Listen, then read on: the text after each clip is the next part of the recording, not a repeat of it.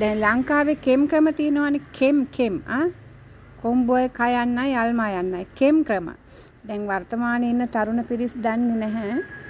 කෙම් ක්‍රම කියලා තියෙනවා අපේ සම්ප්‍රදායේ. ඉතින් ලංකාව විතරක් නෙවෙයි වෙනත් රටවල් වලත් මේ කෙම් ක්‍රම භාවිතා කරනවා. කෙම් ක්‍රම කියලා කියන්නේ දැන් ආයුර්වේදයේ තියෙනවානේ ආයුර්වේද වෙදකම නේද? ඒවා ආධ්‍යාත්මික පැත්තට බර විච්ච වෙදකම්නේ. එතකොට මේ ඒ වගේ අර පොත්වල සඳහන් නැති මේ ඒ කියන්නේ අත්දැකීමෙන් කරන දේවල් තියෙනවා. මේ කෙම් ක්‍රමයේ තුල තියෙන්නේ සතිය. භාගතුන් වහන්සේ දේශනා කරපු සතිය තමයි මේ කෙම් ක්‍රම තුල තියෙන්නේ. අපි එකක් අරන් බලමු. දැන් ඕගොල්ලෝ අහලා ඇති දැන් ගොවිතැන් කරන අය නම් මේක දන්නවා. දැන් අලුත් ගොවිතැන් කරන අය නෙවෙයි පරණ අය. ඉතින් මේ මමත් ඒ කියන්නේ උඩ රට ප්‍රදේශයේනේ. එතකොට අපිට කුඹුරක් තිබුණා. සීයාච්චිගෙන් හම්බෙච්ච පොඩි කුඹුරු කෑල්ලක්. ඕකේ. ඉතින් සීයලා ඉන්නකොටත් සීයලාගේ කොටසයි අපේ කොටස ඔක්කොම ඉතින් ගොවිතැන් කරන්නේ. ඉතින් ඥාති ගොවිතැන් කරන අය ඉන්නවා. ඉතින් අර සීයලා කාලේ ඉඳලා සීයා ඉන්න කාලේ මම පොඩි ගොඩක්. හැබැයි ඔවා මොදට මගේ මනසට වැදිලා තියෙන තැන් තියෙනවා ඒ ගොවිතැන් කටයුතු. ඒගොල්ලෝ මේ කෙම් ක්‍රම භාවිතා කරා. මේ දැන් පැල හිටවන්න ඇට පැල කරන්න අතු පැල කරන්න ඔය මඤ්ඤොකලි එහෙම හිටවන්න ඒගොල්ලෝ නැකත් ශාස්ත්‍රය ගත්තේ නෑ. ඒගොල්ලෝ වෙනින් දෙයක් පාවිච්චි කරේ. ඉතින් ওই ගොවිතැන් කටයුතු හරහා ගොඩාක් එහෙම මතක දේවල් තියෙනවා. මේ භාවනා කරන්න මට වැටහිච්ච දෙයක් තමයි මෙතන තියෙන්නේ සතිය කියලා. මේගොල්ලෝ මේ දැන හෝ නොදැන සතිමත් වීම තමයි එතන කරන්නේ කියලා. ඉතින් ඒක අපේ සිංහලයේ අතට නැත්තම් අපේ ලාංකික මිනිස්සු අතරට ඇවිල්ලා තියෙන බුදුදහම හරහා. මිහිඳුමහරහතන් වහන්සේ ලංකාවට බුදුදහම ගෙනාවට පස්සේ ඒ හරහා මේ භාවනා යෝගී නැත්තම් සතිමත් වෙන ප්‍රජාව හරහා මේ පාරම්පරිකව ආපු එකක් තමයි ඒගොල්ලෝ අතර තිබිලා තියෙන්නේ. මං හිතන්නේ මේ යුගයේ තියෙනවා කියලා. හැබැයි හරිම වටිනා කියන දෙයක්. දැන් මේ ඔන්න මේ භූමිය සකස් කරලා පුංචි වලවල් හදලා පාත්ති දාලා දැන් බොංචි ඇට දානවනේ. බොංචි ඇට රාවු ඇට එහෙම දානවනේ. ඇට ಜಾති පැල කරනකොට ඔන්න කරන දෙයක් තමයි මේ ඇට ටික දාන්න එක්කෙනෙක් ඇට දෙක දාගෙන යනවා එක වලකට.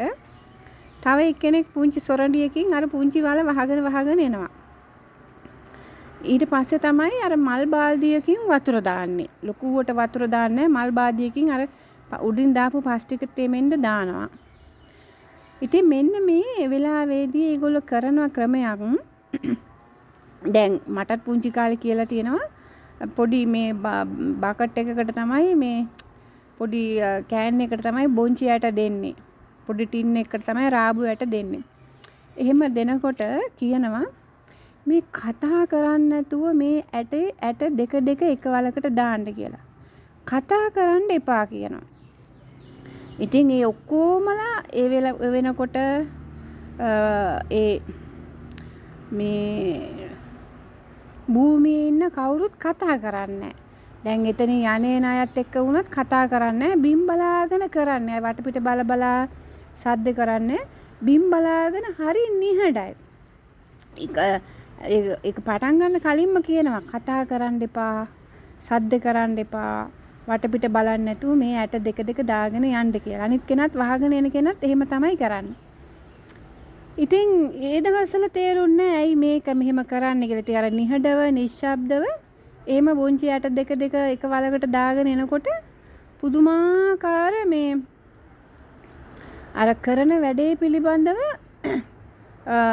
කැපවීමක් උවමනාවක් වගේම මේ සංසුම්භාවයක් තිබුණා. අර අන්න ඒ භූමිය මොකද්ද මෙන්න මේ විඥාන ශක්තිය නැත්නම් මේ චිත්ත ශක්තිය කියන එක මේ චිත්ත ශක්තිය කියන එක මේ සිතුවිල්ල නැති තැන මේ සිතේ සිතුවිල්ලක් නැති තැන විශාල කුමක්දෝ ශක්තියක් ගොඩ නැගෙනවා මෙන්න මේ ශක්තිය තමයි අර අපේ පැරණෝ ඒ කියන්නේ මගේ අම්මලා තාත්තලා සීයලා පාවිච්චි කරේ. ඒගොල්ලන්ටත් ඇවිල්ලා තියෙන්නේ පරම්පරාවෙන් ආපු ඒ බුදුදහම හරහා ආපු සතිය. හැබැයි ඒගොල්ලෝ දැනන් හිටියේ නෑ මේ සතිය කියන එක. මට වැටහෙනවා දැන් ඒ සතියයි එතන තිබ්බේ කියලා.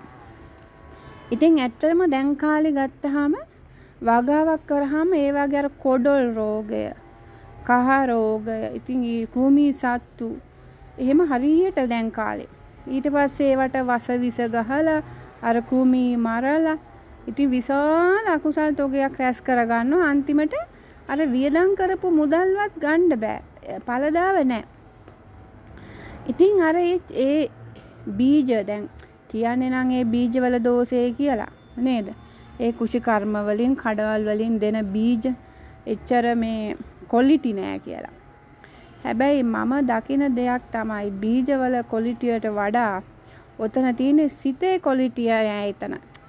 එහෙම භෝගයක් රෝපණය කරනකොට බීජයක් පැල කරනකොට ඒ කෙනාගේ සිතේ තියෙන්න ඕනි ක්වොලිටිය. අන්නේ සිතේ ක්වොලිටිය හදාගන්න තමයි අර සත්‍යමත් වෙන්නේ අතන.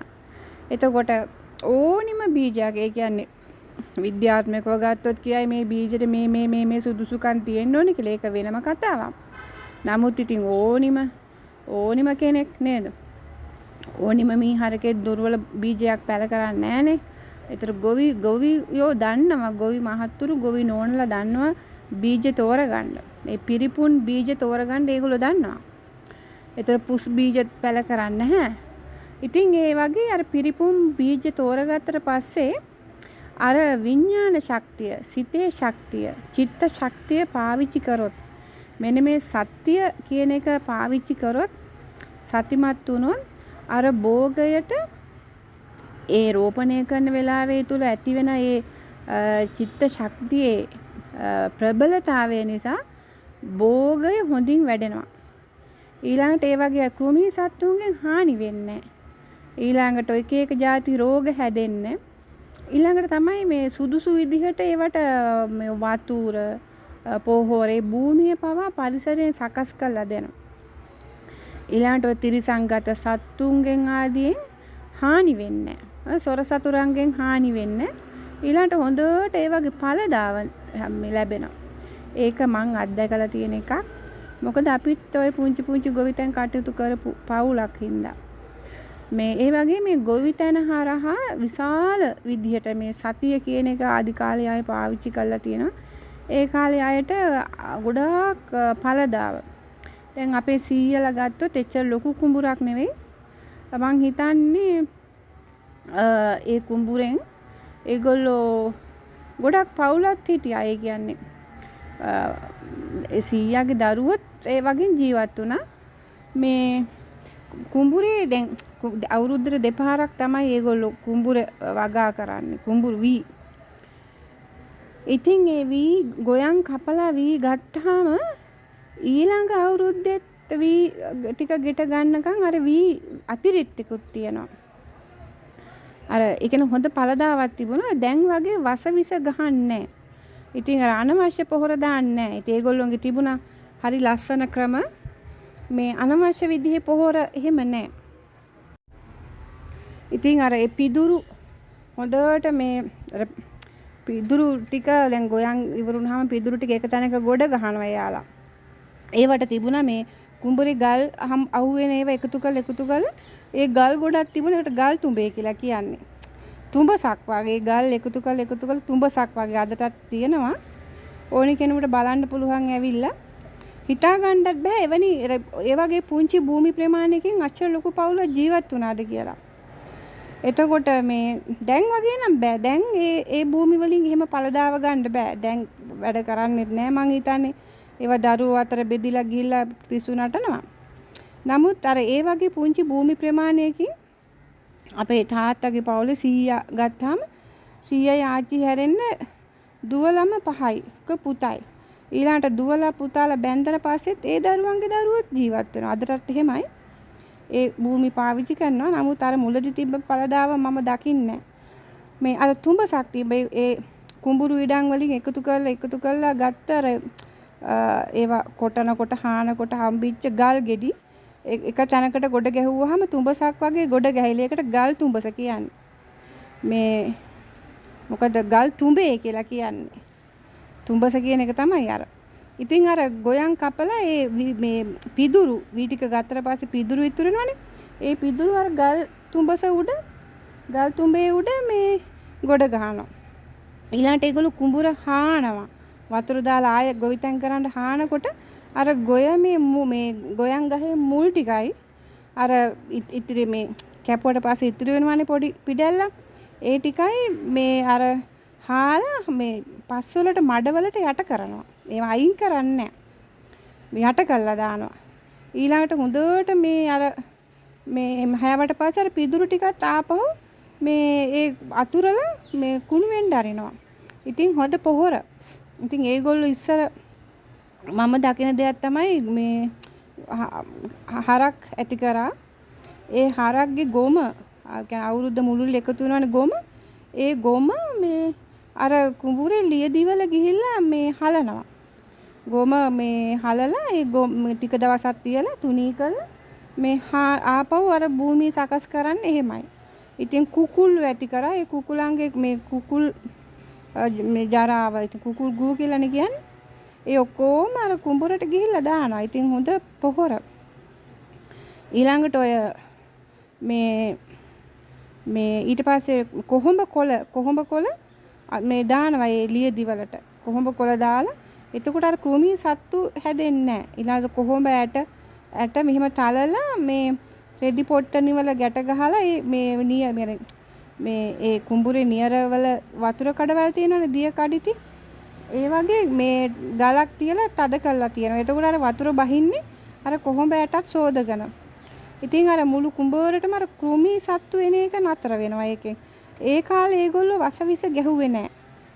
මම කවදාවත් දැකලා නැහැ වසවිස ගහනවා.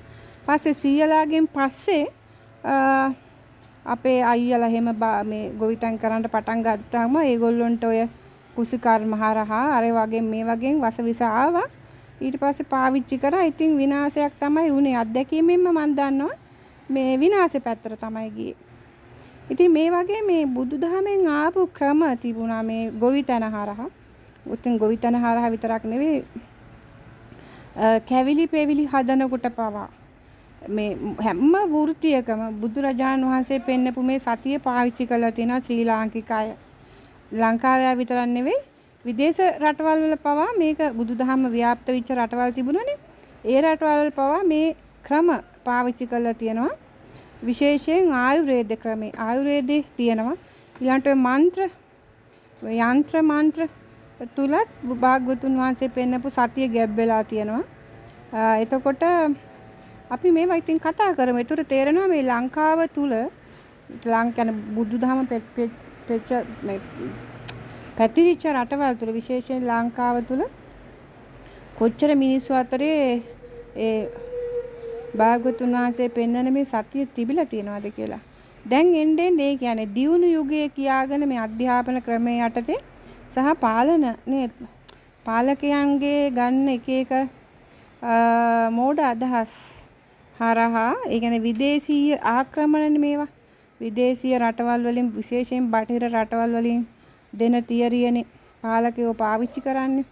එතකොට ඒ හරහා විනාශ මුඛයට ගිහිල්ලා තියෙනවා. ඉතින් පළදාව අඩුයි, කලට වැසි නැහැ. මිනිස්සු ළඟ මනුස්සකම නැහැ. අර මුදල් නෝට්ටුව මැත්තේම හැප්පිලා විනාශ වෙලා යන යුගයක් තියෙන්නේ.